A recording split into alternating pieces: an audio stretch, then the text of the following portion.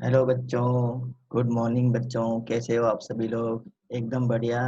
तो कल हमने पढ़ लिया था बच्चों एटॉमिक रेडियस, और एटॉमिक रेडियस के बाद में हमने पढ़ा था कोवलेंट रेडियस, और उसके बाद में हमने पढ़ा था मेटेलिक रेडियस। तो इन सब की डेफिनेशन हमने पढ़ी थी, डिटेल में पढ़ी थी। उसके बाद में इसकी पीरियोडिसिटी देखी थी हमने। तो along a period how the atomic radii vary, and along a group how the atomic radii, covalent radii and metallic radii vary। तो ये कल सारे पॉइंट हमने डिस्कस कर लिए थे। तो आज हम पढ़ने जा रहे हैं बच्चों आयोनिक रेडियाई के बारे में। तो आयोनिक रेडियस समझने से पहले हमें सबसे पहले क्या समझना होगा बच्चों? हमें आयोनिक बॉन्ड के बारे में समझना होगा। सॉरी, आयोनिक बॉन्ड के बारे में हमें समझना होगा। तो आयोनिक बॉन्ड किस में बनते हैं बच्चों? आयोनिक बॉन्ड बनते हैं आयोनिक कंपाउंड में। आयोनिक कंपाउंड, तो आप सभी लोगों को पता होगा बच्चों आयोनिक बॉन्ड क्या होते हैं और आयोनिक कंपाउंड क्या होते हैं। ऐसे कंपाउंड जिसके अंदर केटायन और एनायन आपस में कंबाइन होकर कंपाउंड बनाते हैं, उन्हें हम क्या कहते हैं बच्चों? Ionic compound. For example NaCl। NaCl is a example of a ionic compound. It is very simple example based on your 9th class science. 9th class की साइंस में आप लोगों ने NaCl के बारे में पढ़ा होगा। तो NaCl क्या है? एक आयोनिक कंपाउंड है। तो NaCl के अंदर कौन कौन से आयन है बच्चों? इसमें दो टाइप के आयन्स होते हैं, एक होता है केटायन, एक होता है एनायन। दो टाइप के आयन होंगे बच्चों, कौन कौन से? Cation and anion. अब जो केटाइंस होते हैं वो क्या होते हैं? पॉजिटिवली चार्ज आयन होते हैं, पॉजिटिवली चार्ज आयन। एनायंस क्या होते हैं? Negatively charge ion. NaCl की हम बात करते हैं तो इसके अंदर केटायन क्या होगा बच्चों? Na positive. एनायन क्या होगा? Cl negative. अब ये एनायन कैसे बनते हैं बच्चों? जब कोई भी atom, whenever any atom release electron, whenever any atom release electron, then it convert into its respective ion। आप सभी लोगों को ये कंसेप्ट क्लियर होगा। जैसे सोडियम है, इसका एटॉमिक नंबर कितना होता है? 11 होता है। एक इलेक्ट्रॉन को डोनेट करेगा तो क्या बनेगा? Na प्लस बनेगा। इसी टाइप से magnesium, magnesium is capable to donate 2 electron, it can release 2 electrons. 2 electron को रिलीज करेगा मैग्नीशियम, क्या बनेगा ये? Mg2 प्लस बनेगा। Similarly aluminium atomic number 13 can release 3 electron to convert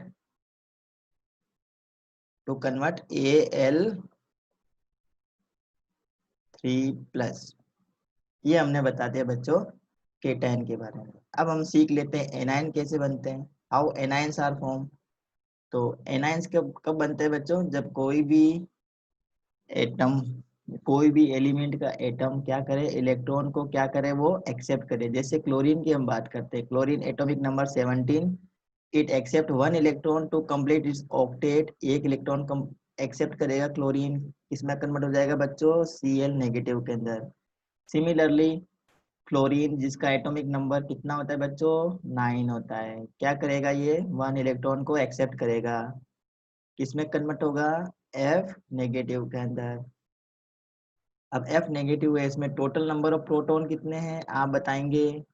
chlorine Cl negative जब क्लोराइड बन गया है, इसमें टोटल नंबर ऑफ प्रोटॉन कितने होंगे? आप टाइप करके लिखो बच्चों, गिव योर रेस्पॉन्स फास्ट। अब आपको इसमें नंबर ऑफ इलेक्ट्रॉन्स भी बताने हैं। F नेगेटिव के अंदर नंबर ऑफ इलेक्ट्रॉन्स कितने होंगे मैं बता देता हूँ। Number of proton F negative में होंगे 9, Cl नेगेटिव के अंदर नंबर ऑफ प्रोटॉन होंगे 17, number of electron in F negative 10, number of electron in Cl negative 18। ये होगा। अब बच्चों आपको ये बात एक समझ में आनी चाहिए कि जब भी इलेक्ट्रॉन, कोई भी एटम, जैसे मैं एक सोडियम की बात करता हूँ, सोडियम अगर क्या करेगा? सोडियम मेटल है ना, तो मेटल की टेंडेंसी होती है टू लूज द इलेक्ट्रॉन, तो ये क्या करेगा? हमेशा इलेक्ट्रॉन को लूज करेगा। अब जब इलेक्ट्रॉन को लूज करके क्या बनाएगा? ये केटायन बनेगा। तो केटायन की साइज और न्यूट्रल एटम की साइज, दोनों की साइज में क्या डिफरेंस है बच्चों? कौन सी साइज बड़ी होगी?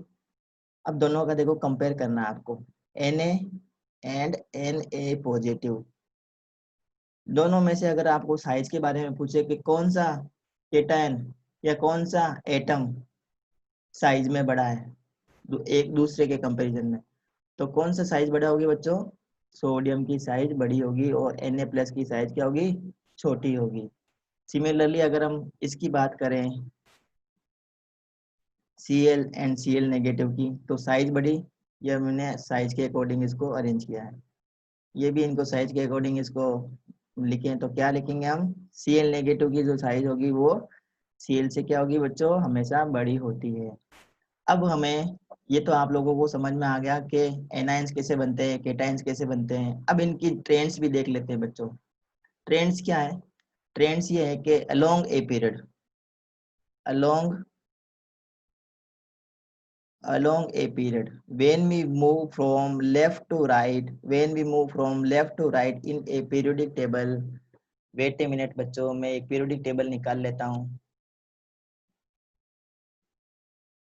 Okay, so when we move in a periodic table, this is the periodic table, and when we move in the periodic table from left to right, from left to right, then ionic radius or radius of the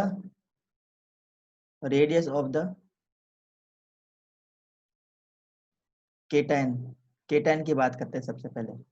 तो cation की size क्या होगी बच्चों? जब हम left to right जाते हैं तो केटायन की साइज हमेशा क्या होगी? डिक्रीज होगी। Along a period the radius of cation is always decreases. Same trend है बच्चों। कौन सा ट्रेंड हमने पढ़ा था इससे पहले? हमने पढ़ा था एटॉमिक साइज का ट्रेंड, इससे पहले हमने पढ़ा था कोवलेंट रेडियस का ट्रेंड, इससे पहले हमने पढ़ा था मेटेलिक रेडियस का ट्रेंड। सारे ट्रेंड में एक ही रूल फॉलो होता है।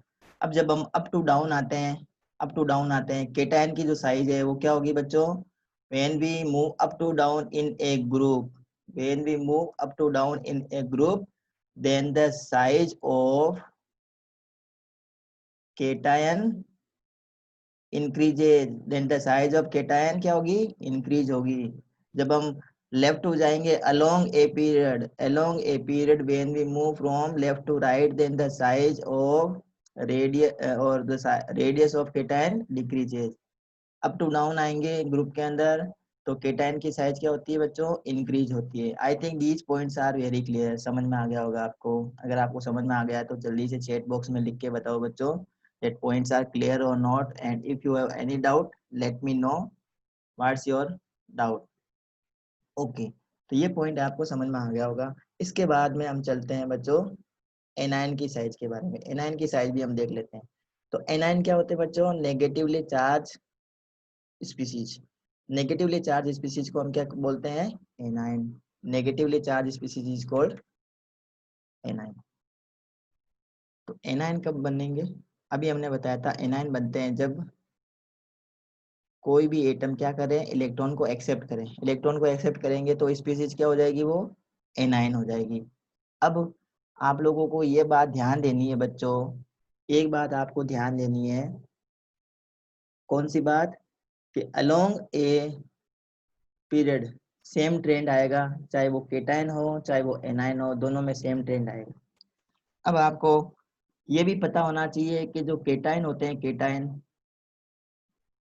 All metals form cation, all metals form cation. जितनी भी मेटल्स है ना बच्चों, वो क्या करती है?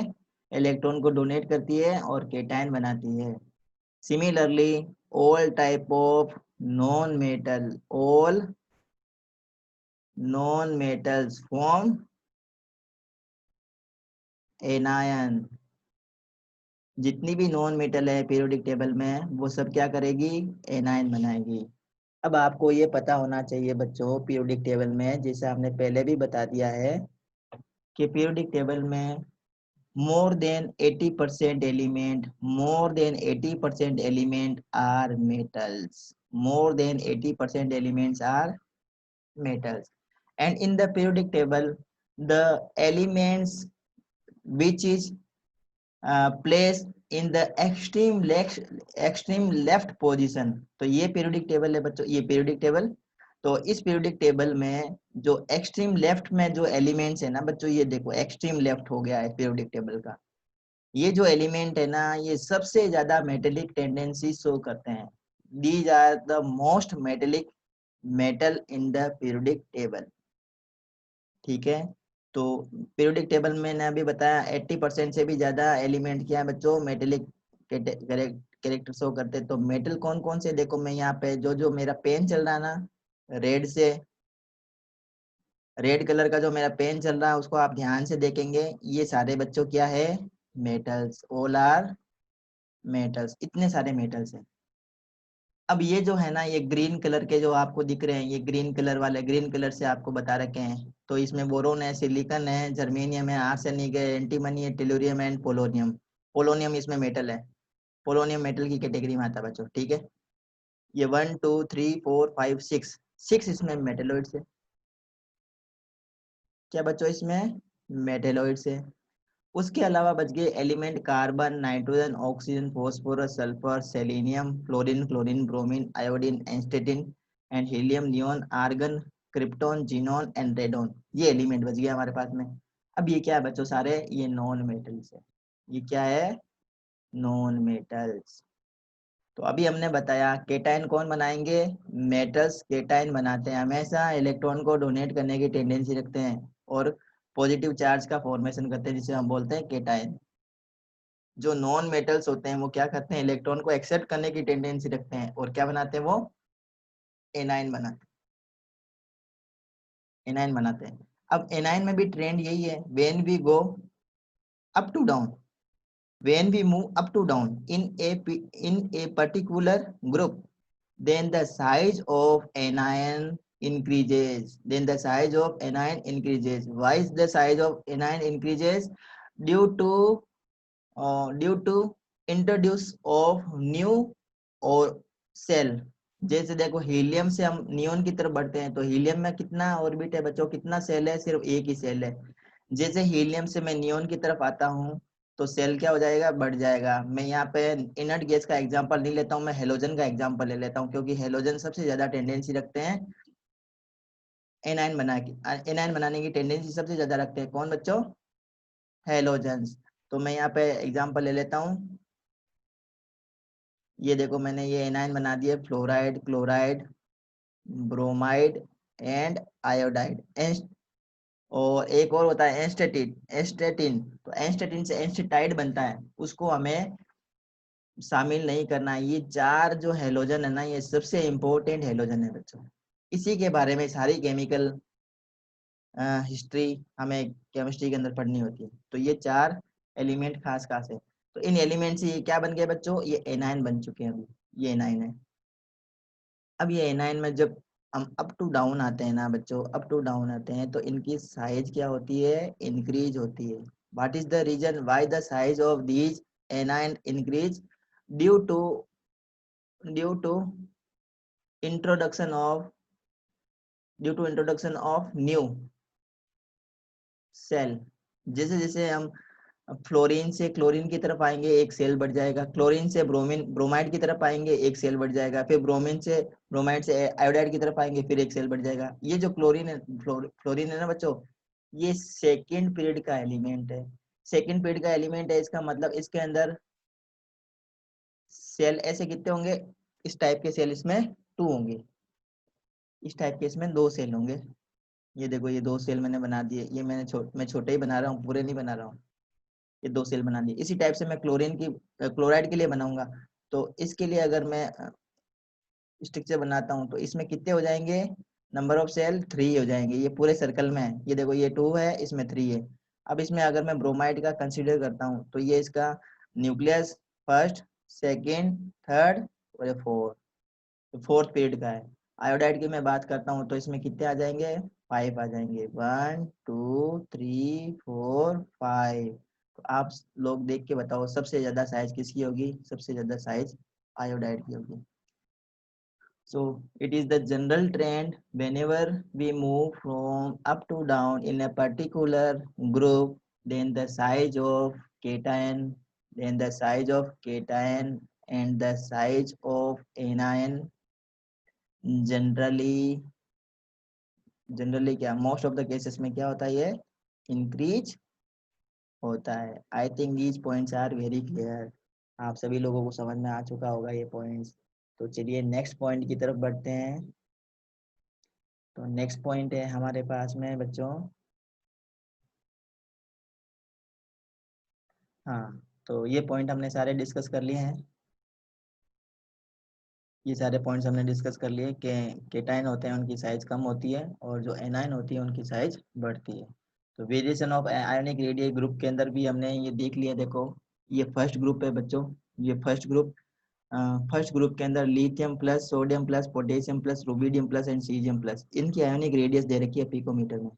You can see the lithium plus, the radius is only 60 picometer, and when we move along a group in a particular, when we move up to down in a group, then the size increases। देखो इनमें size बढ़ी है 60, then 95, then 133, then 149, then 170। तो continuously size बढ़ रही है। अब देखेंगे along a period, along a period क्या होता है, अभी हमने क्या बताया था, अलोंग ए पीरियड जब हम लेफ्ट टू राइट जाते हैं तो साइज क्या होनी चाहिए, डिक्रीज होनी चाहिए। तो ये देखो, this is the size of the neutral atom, lithium, sodium, potassium, beryllium, magnesium, calcium and aluminium, all are the element of second period के एलिमेंट है सारे। अब देखो लिथियम से क्या बनेगा, Li प्लस बनेगा जब एक इलेक्ट्रॉन डोनेट कर देगा, सोडियम से Na प्लस बनेगा, एक इलेक्ट्रॉन डोनेट करेगा। तो ये सारे एक एक इलेक्ट्रॉन डोनेट करेंगे, तो एक एक बेरिलियम में 2 इलेक्ट्रॉन डोनेट करेंगे, मैग्नीशियम में 2 करेंगे, कैल्शियम में 2 करेंगे और एल्यूमिनियम में 3 करेंगे, क्योंकि इनकी टेंडेंसी होती है +3 केटाइन बनाने की। तो इनके क्या बन गए, रेस्पेक्टिव केटाइंस बन गए। अब जब केटाइंस में हम लेफ्ट टू राइट जा रहे हैं बच्चों, लेफ्ट टू राइट जा रहे हैं अलोंग ए पीरियड, ये पीरियड की बात कर रहे हैं, ये भी सेकंड पीरियड के ही है बच्चों, ये भी सेकंड पीरियड के ही है, सेकंड पीरियड के ये केटाइंस है, ये सेकंड पीरियड के न्यूट्रल एटम्स हैं, ये सेकंड पीरियड के केटाइंस हैं। जब हम लेफ्ट टू राइट जाएंगे तो देखो साइज क्या हो रही है, कंटिन्यूसली इंक्रीज हो रही है। देखो 60, देन 95, देन 133। ठीक है, ये तीनों एक ही पीरियड के हैं। जब हम बेरिलियम का कंपैरिजन करते हैं ना, बेरिलियम का, तो बेरिलियम में देखो, बेरिलियम से जब हम मैग्नीशियम की तरफ जाते हैं तो ये जो एलिमेंट है, ये देखो इसमें इसमें भी देखो साइज क्या हो रही है, कंटिन्यूसली इंक्रीज हो रही है। बेरिलियम से मैग्नीशियम की तरफ गए और मैग्नीशियम से कैल्शियम और कैल्शियम से एल्यूमिनियम की तरफ, तो यहाँ पे देखो ये कंटिन्यूसली तीनों की साइज क्या हो रही है, यहाँ पे इंक्रीज हो रही है। एल्यूमिनियम +3 की जो साइज है ना वो 50 दे रखी है। यहाँ पे इसका रीजन ये है बच्चों कि चार्ज ज्यादा है यहाँ पे, Al+3 के ऊपर चार्ज बहुत ज्यादा है। चार्ज ज्यादा होगा तो क्या होगा, न्यूक्लियर इफेक्ट, जेड इफेक्टिव बढ़ जाएगा। Al+3 कब बनेगा बच्चों, जो एल्यूमिनियम है ना जिसका एटॉमिक नंबर 13 है, aluminium if release 3 electron, then it convert into Al+3। Now the number of proton in Al+3, 13, the number of electron in Al+3, 10. Now the positive charge is 13 and the negative charge is only 10। Now the Z effective of the Al+3 is very high। Z effective बहुत ज्यादा है यहाँ पे। Z effective आपको पता चला क्या होता है, effective nuclear charge. Z effective का मतलब होता है बच्चों इफेक्टिव न्यूक्लियर चार्ज। तो इफेक्टिव न्यूक्लियर चार्ज बढ़ जाने की वजह से इसकी साइज है ना देखो ड्रास्टिकली डिक्रीज हो गई है। तो I think these concept are very clear, समझ में आया होगा आप सभी बच्चों को। अब ये आइसो इलेक्ट्रॉनिक का भी सेम कंसेप्ट है। सेम आइसो का इलेक्ट्रॉनिक का मतलब है ऐसे आयंस जिसमें, ऐसे एनायंस या केटायंस जिसमें नंबर ऑफ इलेक्ट्रॉन्स क्या हो, सेम होते हो, उसको हम क्या बोलेंगे, आइसो इलेक्ट्रॉनिक बोलेंगे। जैसे ये Ni सोडियम, सॉरी, नाइट्रोजन के ऊपर -3 लिखा है, ऑक्सीजन के ऊपर -2 लिखा है, फ्लोरीन के ऊपर -1 लिखा है, सोडियम प्लस, मैग्नीशियम प्लस और Al+3। देखो अभी इनमें सब में न्यूक्लियर चार्ज तो अलग अलग है लेकिन नंबर ऑफ इलेक्ट्रॉन सेम है। इसमें नंबर ऑफ इलेक्ट्रॉन 10 है, इसमें भी 10 10 10 10 और 10, सब में इलेक्ट्रॉन 10। लेकिन देखो न्यूक्लियर चार्ज अलग अलग है, इसमें सिर्फ 7 है, इसमें 8 है, इसमें 10 है, इसमें 13 है। अब इसमें नंबर ऑफ इलेक्ट्रॉन कितने हैं बच्चों? सब में नंबर ऑफ इलेक्ट्रॉन 10 है। अब ध्यान देंगे आपको, मतलब इन 7 इलेक्ट्रॉन, देखो इसमें न्यूक्लियर चार्ज 7 है, मतलब 7 जेड इफेक्टिव कितना है बच्चों? 7 जेड इफेक्टिव है 7, मतलब 7 प्रोटॉन है और 10 इलेक्ट्रॉन है। सो n3 के केस में प्रोटॉन तो है सिर्फ 7 और इलेक्ट्रॉन कितने हैं? 10 है। तो अब इनको क्या करना है? 7 प्लस पॉजिटिव चार्ज को 10 नेगेटिव चार्ज को कंट्रोल करना है, तो इनके लिए बहुत इम्पॉसिबल काम हो जाएगा, तो साइज बहुत ज़्यादा बढ़ जाएगी।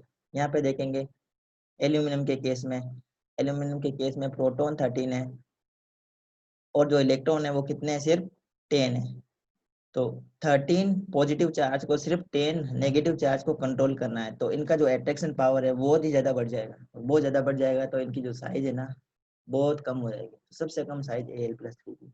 आई think these concept are very clear. तो ये आपके लिए बच्चों होमवर्क के क्वेश्चन से एग्जाम्पल नंबर 9 ये आपको होमवर्क में करना है। A एंड B ये आपको होमवर्क में करना है, तो आप ये इसको होमवर्क में करेंगे और अगर आपको कोई डाउट है, दिक्कत है, तो आप मुझे बताएंगे। एग्जाम्पल नंबर 10 भी आपको होमवर्क में करना है, वैसे मैं आपको गूगल क्लासरूम में शेयर कर दूंगा ये सारे। और प्रैक्टिस प्रॉब्लम है बच्चों, प्रैक्टिस प्रॉब्लम में क्वेश्चन नंबर 11 12 13 ये 3 क्वेश्चन आपको होमवर्क में करके दिखाने हैं मुझे। I think these points are very clear. तो चलिए हम बढ़ते हैं हम आयोनाइजेशन एंथैल्पी की तरफ। Very very important point of this chapter, very very important, और बहुत ही ज़्यादा इंपॉर्टेंट है ये। और आईआईटी में, जी में सबसे ज़्यादा नीट में एग्जाम्पल आते हैं आयोनाइजेशन एंथैल्पी से। तो आयोनाइजेशन एंथैल्पी को आईई से रिप्रेजेंट करते हैं। किससे रिप्रेजेंट करते हैं हम? आईई से, आयोनाइजेशन एंथैल्पी। तो सबसे पहले आयोनाइजेशन एंथैल्पी में इसकी डेफिनेशन पढ़ लेते हैं। तो what is ionisation enthalpy? Ionisation enthalpy is the amount of energy that is required to remove one electron from the isolated gaseous atom। देखो मैंने क्या बोला है बच्चों? The amount of energy. 1 minute बच्चों, मैं एक स्क्रीन शेयर कर देता हूँ।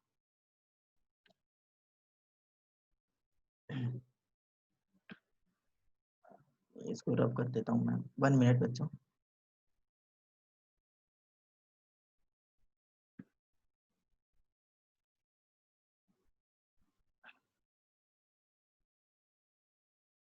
आयोनाइजेशन एंथैल्पी, आयोनाइजेशन एंथैल्पी को हम आई से रिप्रेजेंट करते हैं।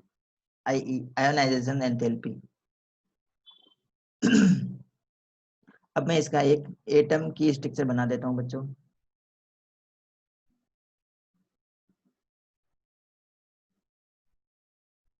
ये फर्स्ट सेल, सेकंड, और ये बनाया मैंने थर्ड सेल। अब इसमें हम बना देते हैं इलेक्ट्रॉन्स। मैं बना रहा हूँ बच्चों सोडियम का एटम, सोडियम का एटम बना रहा हूँ, एटॉमिक नंबर 11। तो एटॉमिक नंबर 11 है, तो नंबर ऑफ प्रोटॉन कितने हैं आप बताओ मेरे को, और नंबर ऑफ इलेक्ट्रॉन कितने हैं ये चैट बॉक्स में लिख के बताओ आप जल्दी से। तो नंबर ऑफ प्रोटॉन होंगे 11, नंबर ऑफ इलेक्ट्रॉन कितने हो जाएंगे फिर? इलेक्ट्रॉन कितने होंगे? 11 होंगे। तो ये देखो फर्स्ट सेल में 2 electron, 2 electron. In second orbit there are 8 electron, 1 2 3 4 5 6 7 8 electron, and in third orbit or third cell there is only 1 electron. Electronic configuration of sodium we can write 2, 8, 1 K L M. What is KLM? You know very well. KLM is the name or the representative letter for K for first cell, L for second, M for third orbit or cell or energy level. I think these concept are very clear. समझ में आ गया होगा आपको. अब देखो बच्चों, अब ये सोडियम का एटम है तो सोडियम का एटम सॉलिड फॉर्म में मिलता है. सोडियम मेटल है तो मेटल हमेशा कैसी होती है? सॉलिड होती है. अब आयनाइजेशन एंथैल्पी का मैंने डेफिनेशन क्या बताया? The amount of energy that is required to remove the loosely bonded valence shell electron. देखो मैंने क्या बोला बच्चों? loosely bonded